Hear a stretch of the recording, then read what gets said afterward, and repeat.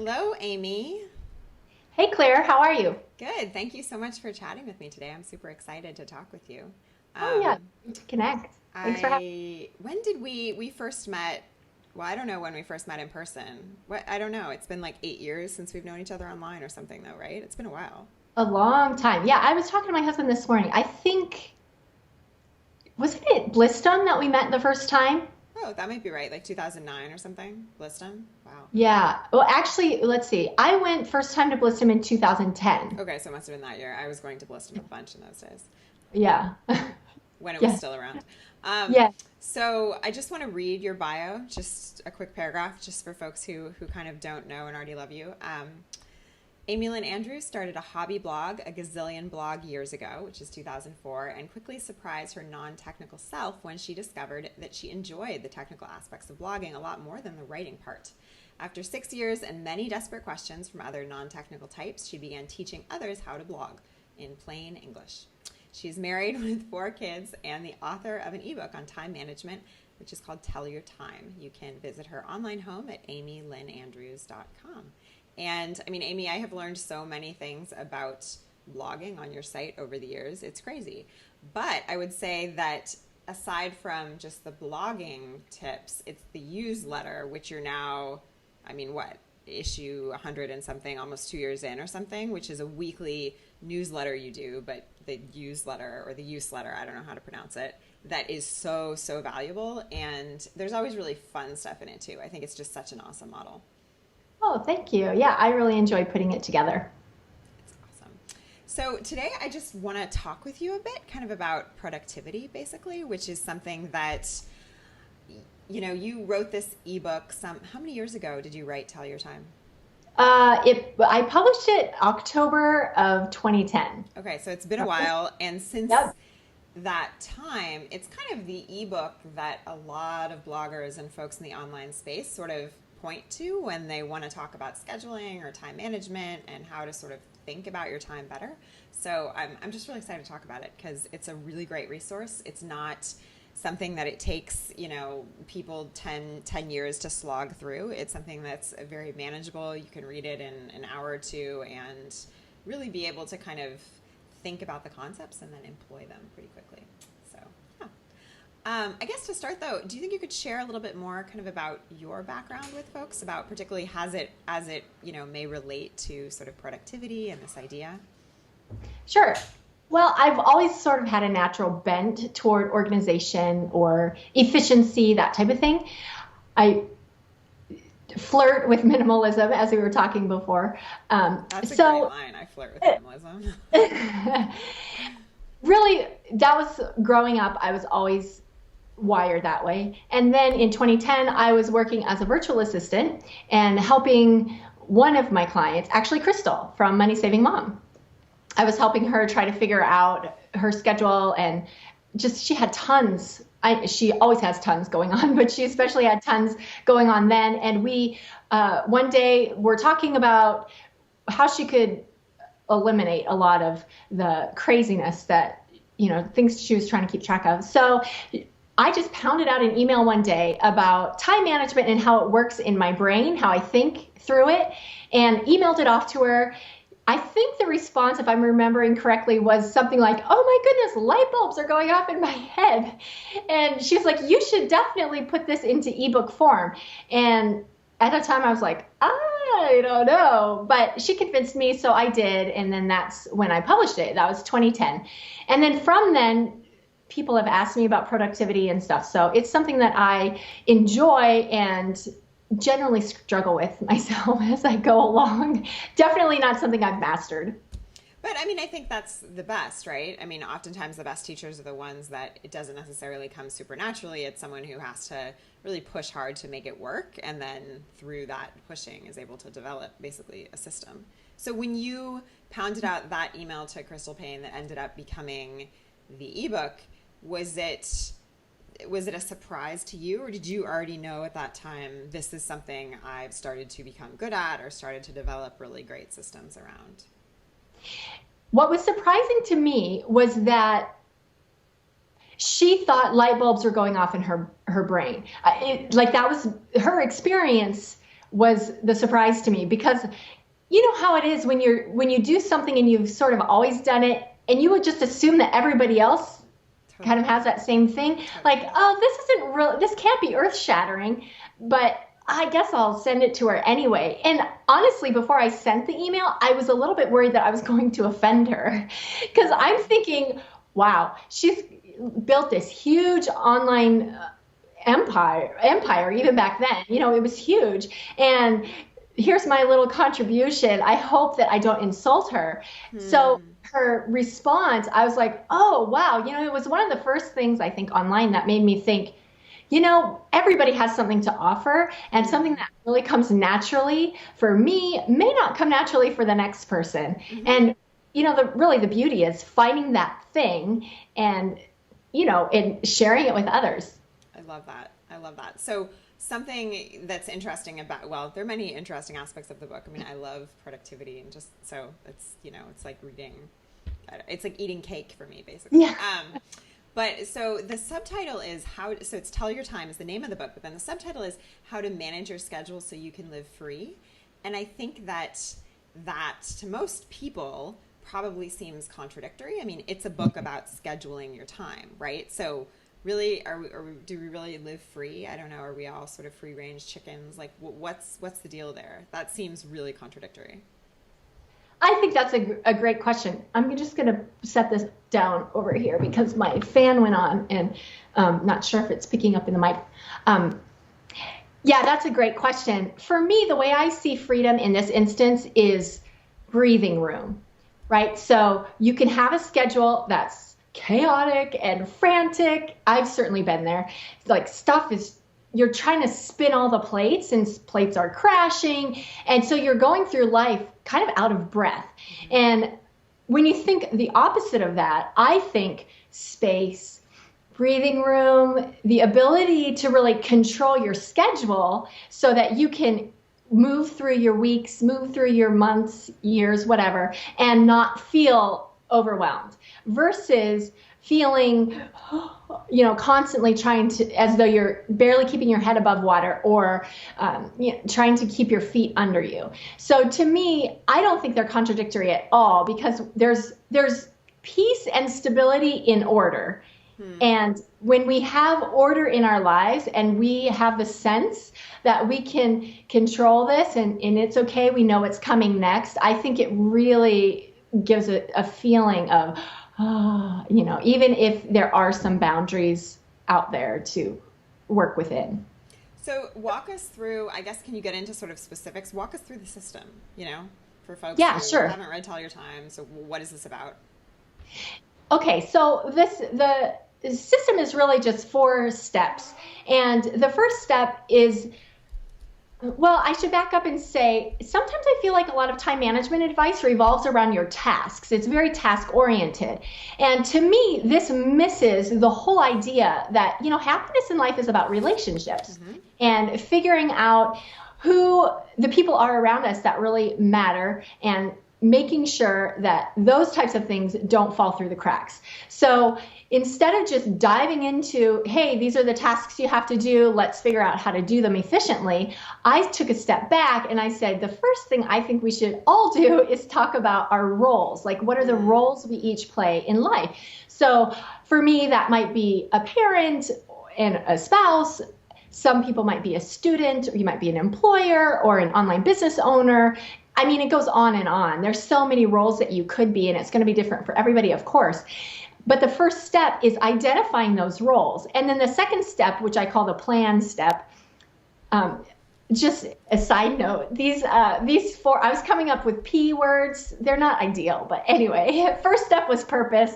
Second step is plan. And in this step, my goal is to get everybody to go, okay, here are my roles. Let's say I have 5 roles on my list. For each of my roles, I'm going to say, what kind of fill in the blank do I want to be?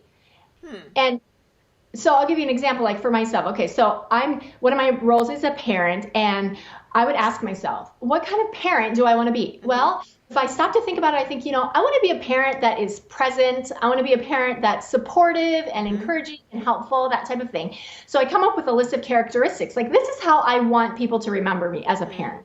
especially my kids, of course. And so then once I've got those characteristics, I come up with a list of maybe 3 things to start, 3 practical things that I could fit into my week that would help me achieve those things.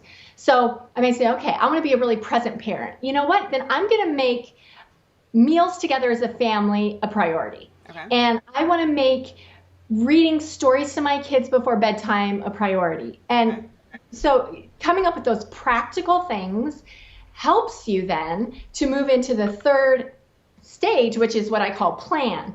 Because once you go through that with all of your roles, you're going to have a list a mile long. Like, this is my life goal, 10 pages long. Right. But the idea is to slowly whittle it down so you can get some real actionable items scheduled into your weekly schedule, and so that nothing is falling through the cracks. So in stage 3, the whole goal is to prioritize those things. So you prioritize all of those things that you want to accomplish, and you split them up into, you know what, this really is a non-negotiable to me. Like, family dinners is really a non-negotiable. But let's say in another role, like my online business role, interacting with people on Facebook might have been a part of my list of things that I wanted to do. But when I'm looking at it next to family dinners, well, then it's not quite as high of a priority. So that's the stage 3. It's just kind of this straightforward, simple approach to helping you figure out which goes, what are the top ones. So let me ask a question about roles. Sure. So some people could probably come up with maybe 10 roles, right? Mm-hmm. Right. That seems like a lot. Do you think there's some sort of magic number, or don't come up with too many roles? Because then it seems like once you have all these roles, like mom, wife, athlete, job person, worker, what all your roles might be, then it might be really hard if you have so many of them to then try to compare, right? Yeah, it really is. And I think you really figure out quickly what is all on your plate, and hopefully you're able to go, you know what, this is just, if you have too many, you're able to go, okay, now I can see which ones are the most important and which are not. The bottom line is we all have very limited amount of time, and we've got to make sure that when our plate is full, if we're going to add more on it, we've got to take something off, right? I mean, it's simple math, really. So I don't think there's a magic number of roles, but in general, it seems like people land somewhere between 5 and 7 as doable. But we're talking, like everything from parent to, business owner, whatever. Right. Okay. And so then you come up with your roles. So let's say I've got 6 roles, and then you have all these things you want to do in each role. So, let's say as an online business owner, you want to, respond to all your fans on Facebook. You want to respond to all your blog comments. You want to write your content. You want to record more content. You want to manage your emails. There's hundreds of things on that list, probably, right? So then what do you do to get rid of some of those things? Well, so in step 3, when you're placing everything on what I call the grid, you are splitting things up between negotiables and non-negotiables. Once you've come up with a list of, let's say, tasks or activities that are going to help you in each of these roles, comparing them side by side, you can determine, okay, you know what, these things I'm going to put on the non-negotiable list. It's not that I'm getting rid of them yet, but I'm just going to put them on the non-negotiable list as sort of a holding spot. And then as you work through the system a little bit more, especially in the next step, which is what I call the plotting step, you're going to actually take these activities, realistically look at the amount of time that it will take you to achieve these, and you're going to think about how often you want to do this, and you're going to actually schedule them into your calendar.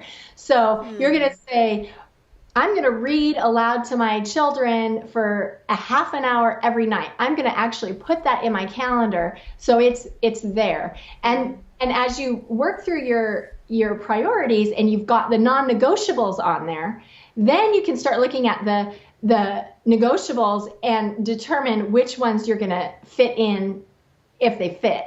But that's part of the difficulty of it It's like if you want to have the space, you have to create the space, which sometimes means having to let things go or saying no, that type of thing.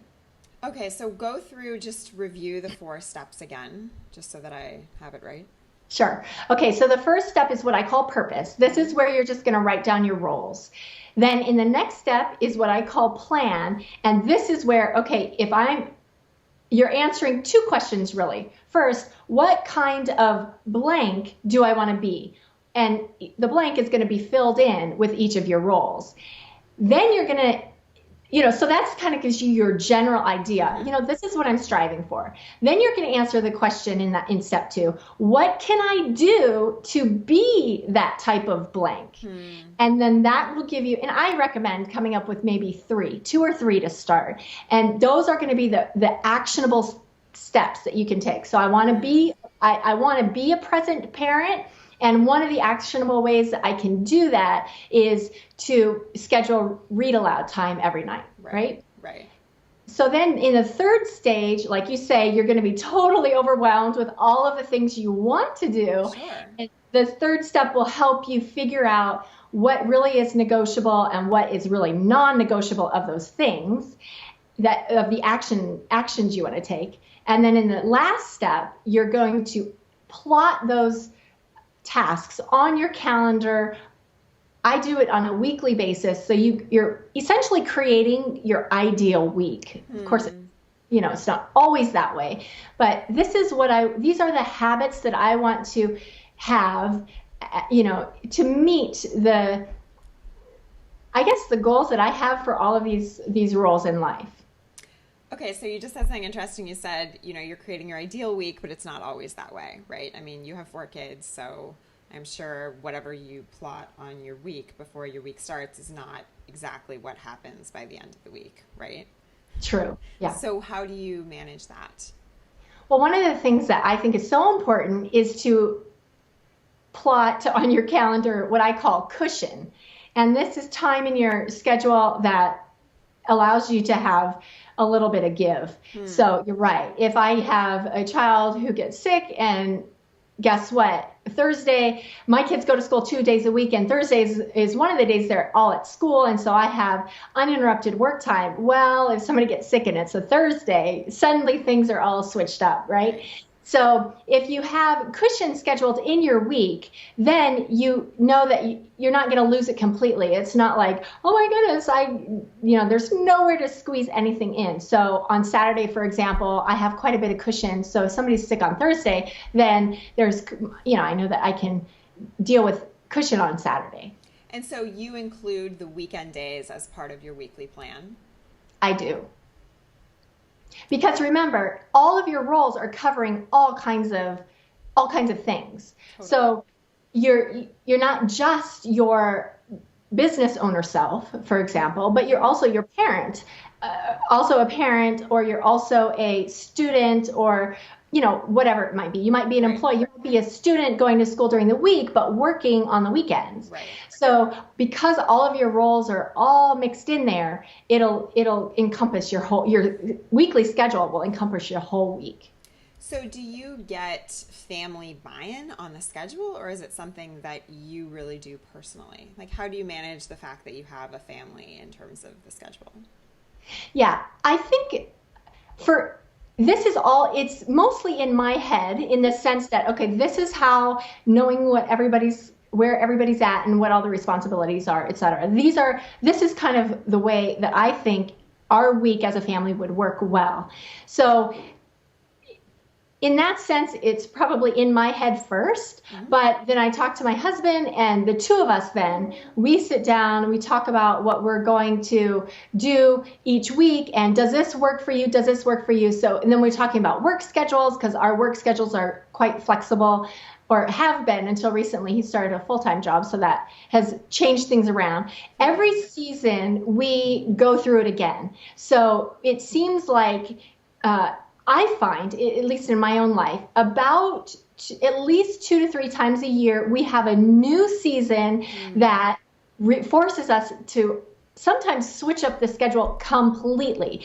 Usually it happens for us at the beginning of the summer, and then again at the beginning of when school starts for us here in the fall. So our schedule for the summer, it looks completely different than our schedule for the fall. And then sometimes there's other times when the schedule gets, upheaval. There's more upheaval again. Like this past January, he started working full time, so we had to go through the process again.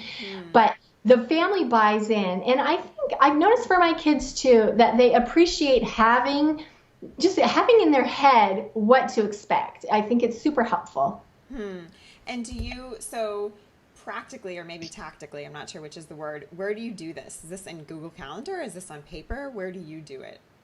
I prefer Google Calendar. I love to be able to click and drag the, things around in there. And when you're in stage 4, going through the process in stage 4, you're going to have to define, remember how I said, you've got to come up with a realistic amount of time that's going to help you to figure out where you're going to how much time you need to allot on your calendar. So when I say I'm going to take my daughter to volleyball practice, for example, well, volleyball practice is 2 hours, according to her coach. But when you consider driving 30 miles there, driving 30 miles, I've got to block out 3.5 hours.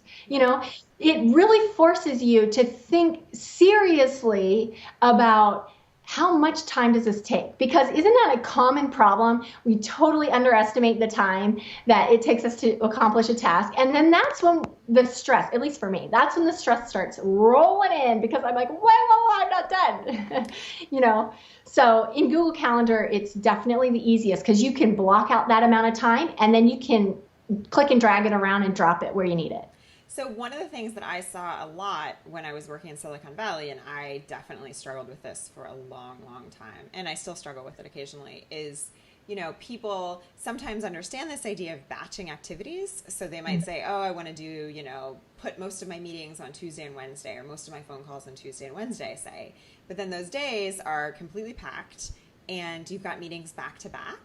And so then what happens is that if one runs over or one gets messed up, it's a terrible domino effect and everything gets confused. And then you're spending the whole day running around like a chicken with your head cut off. And probably you end up like inconveniencing 5 or 6 people asking them to push back meetings, right? That must be fairly common with schedules. Oh, I think it's totally common. And these are the schedules that never worked for me, that sometimes you'll see, I forget there was one system, I think it was circulating among homeschooling families, where somebody had organized or had put together this system, and basically you're organizing your day in, I think, 30-minute chunks or something. Okay. And that was exactly the problem. If you don't get done with this section, then your whole day is shot, Right. So that's why cushion is so important, because cushion, which I failed to mention before, cushion is not just weekly cushion, but daily cushion too. So if I'm talking to somebody who does that, like themes their days and says, okay, Tuesday's going to be my meeting day, then I would say do an hour and then half an hour off, half an hour, or mesh 2 themes together, right? So one theme that requires or that is dependent on being with other people, and one theme that isn't. So you could, maybe mesh answering emails with your meeting days, and then schedule a 30-minute cushion time between each of your meetings. If anything goes, runs over or whatever, then you've got that, you've got the leeway. But if it doesn't, then you can sit there and you can do your email. Right, because for most of us, it doesn't matter if you're on email for 23 minutes or 19 minutes or whatever it is. I mean, it's just your cushion time. Okay, right. So I guess with just a couple of minutes left, is there one sort of thing, maybe it's a baby step, maybe sort of one sort of small idea that people who kind of feel that their schedule in particular is out of control might be able to take from this chat, or might be able to take from your work? One of the things that was super helpful for me, and I know when I mentioned it to Crystal, I think it was helpful for her too.